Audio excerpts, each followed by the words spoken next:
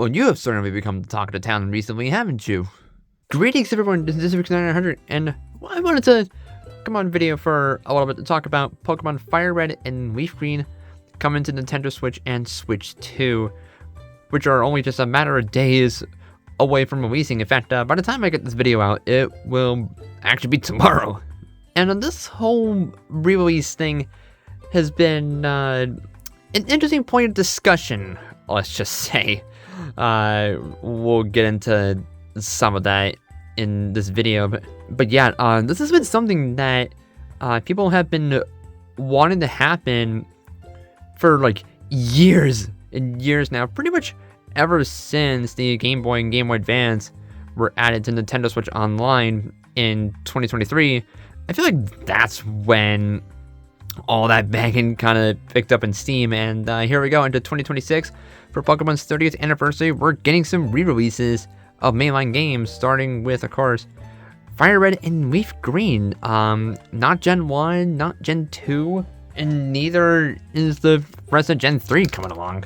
So like I said, I'm going to give some of my thoughts about this whole thing, because there's actually a decent amount to unpack here. So I guess we'll just get into it.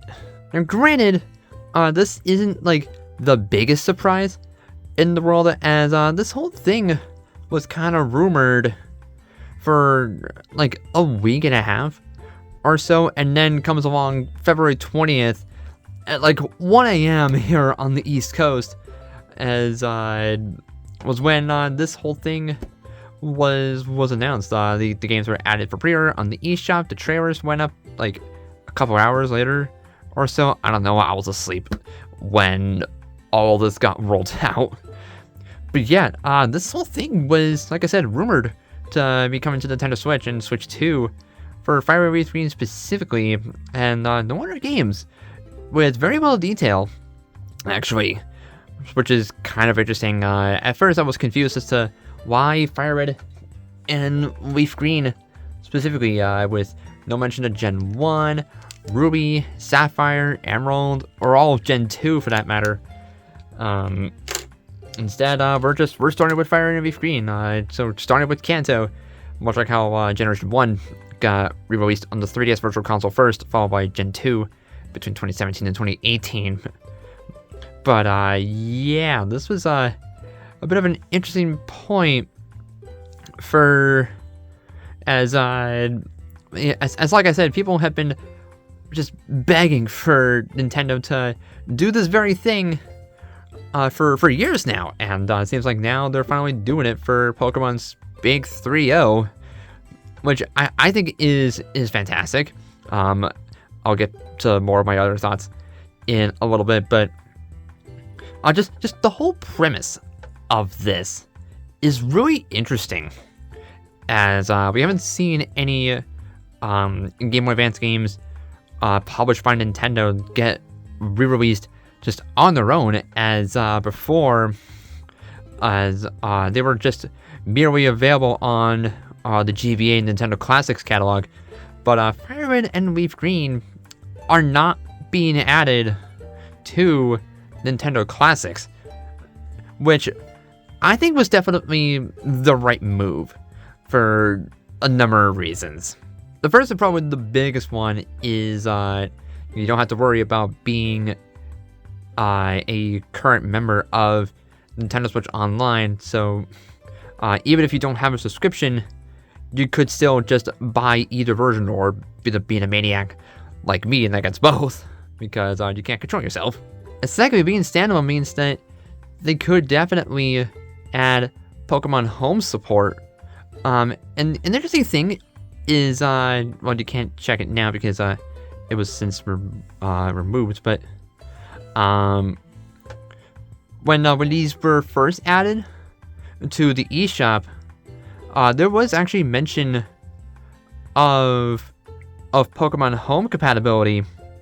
However, it was later edited, like later in the day on Friday, to remove that part, which leads you to believe that Pokemon Home compatibility is coming, but that part was announced too early which is kind of interesting.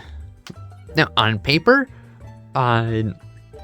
this whole re-release is just, it's fantastic. As it's exactly what people wanted to have happened by getting older mainline Pokemon games on a modern platform, which again is what they did with Gens 1 and 2 back on the 3DS, starting with on the 20th anniversary, almost 10 years ago. Jesus Christ. And so here we go, 10 years later, and we're virtually doing the same thing, but with an updated version of Kanto instead of the original. Now, granted, I do think FireRed and LeafGreen are the better games. Anyway, I'm personally not the biggest fan of Gen 1, which is kind of ironic because FireRed in particular was where it all started for me, as I keep bumping my tripod. But yeah, FireRed was where it all started for me. This was the first Pokemon game that I bought back in early 2006. In fact, it was this labelless copy of FireRed that I bought 20 years ago, which is insane.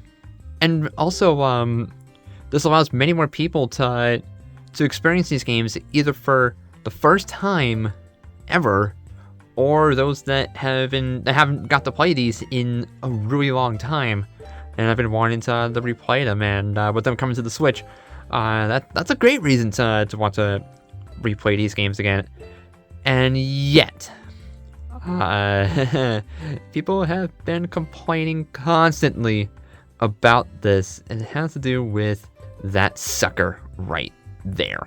Yeah, FireRed and LeafGreen are going for $20 US on the eShop, which a lot of people feel like that is just way too expensive, with the whole argument just going like insanely toxic.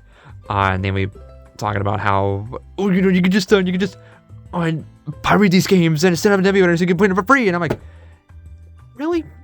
Like, you do realize how ridiculous you're sounding with that, right? Like, you're really comparing an official re-release with an unofficial way to play the games. Now, I don't want to make it seem like I'm against emulation. In fact, I'm the exact opposite. I am all for emulation. However, when it comes to using emulators, I don't use them to replay my older games, as I tend to play them on official hardware and through official re-releases. More on that in a little bit.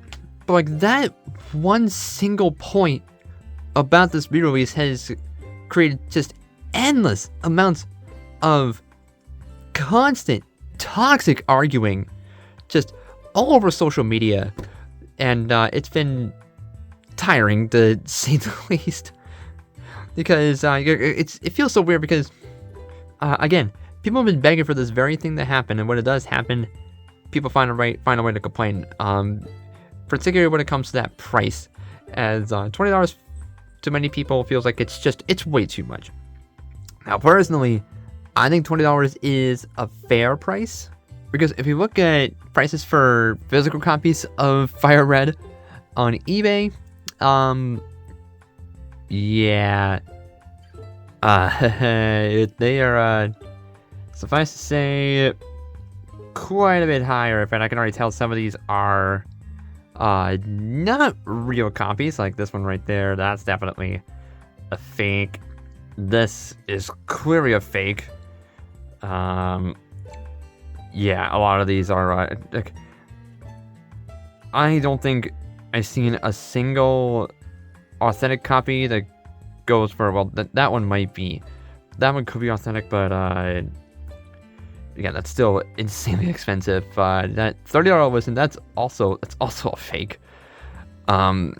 Yeah, you can kind of see the point. I'm just getting $220 for that authentic copy. That is just ridiculous. And apparently from LeafGreen, it's a lot worse, as generally LeafGreen copies tend to go for more than FireRed, and it's just because of one specific version exclusive, like that $30 price. That's clearly a fake. I could tell by the label right away. That's another fake copy. Just $150 for a fake copy. Authentic, my ass.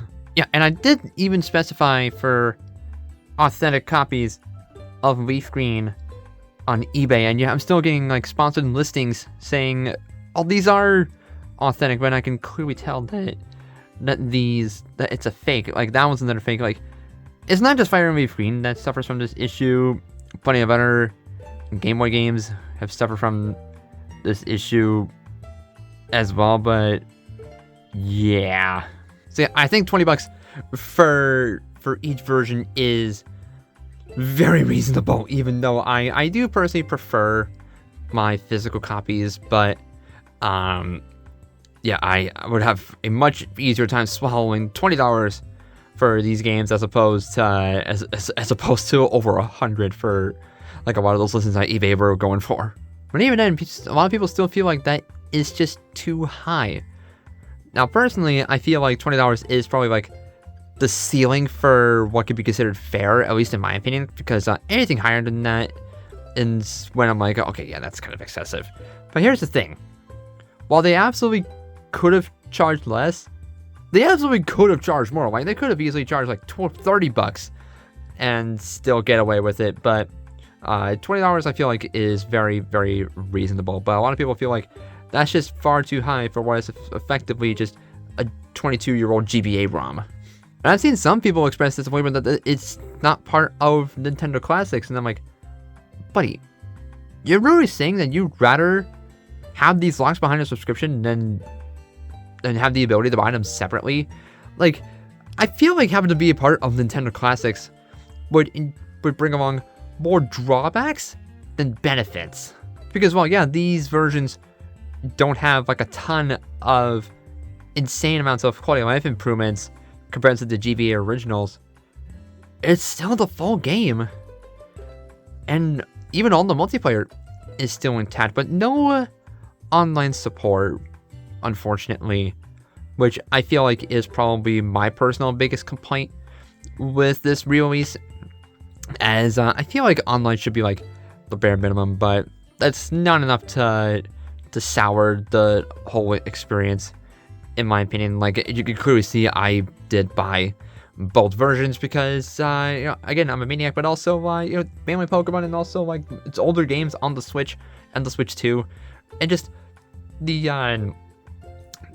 benefits that all the Switch and Switch 2 form factors introduce just make these, I feel like, just the best version to play. Like, in addition to be able to play these portably like we did over 20 years ago. Of course, we can play this on the TV, which for some people, they've never got to experience. Whereas for others, they haven't done that since like the Game Boy player on the GameCube back in the early 2000s. So, like, it's a bit of an interesting blend of newness and nostalgia. It's interesting. It's very interesting. Plus, I think the best thing about this is, while Nintendo did state that that this could just be like a one-off thing, I'm taking that statement with a grain of salt, as this just opens the door for future mainline re-releases on the Switch. Like, some people have already jumped the gun with hoping for Heart Gold and Soul Silver on the Switch. I'm personally hoping for Ruby and Sapphire so that we can get the rest of Gen 3 alongside Emerald, of course. Can't forget about Emerald. And just more mainline games in general. But I think the most interesting thing about this reveal was how early they revealed it, because they announced this re-release at the same time as the announcement that the Pokemon Presents was coming this week. That feels a little weird. But it's still, like, after that initial reveal, people were just going batshit crazy about how for $20 you're just getting GBA ROMs to play on your Switch and Switch 2, when everyone is like, oh, but you could just pirate these and get a ton of improvements for free on an emulator. And I can't get that out of my head, because, like, it's so unnecessary and toxic.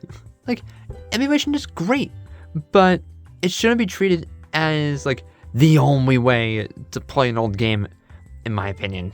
Like, yeah, I've set up emulators on stuff like my Steam Deck before, and I do use them constantly to, say, play ROM hacks, but that's all I personally use emulators for. Like, even though I have my FireRed ROM on my Steam Deck, as you can clearly see it, complete with the save file that came from my cartridge.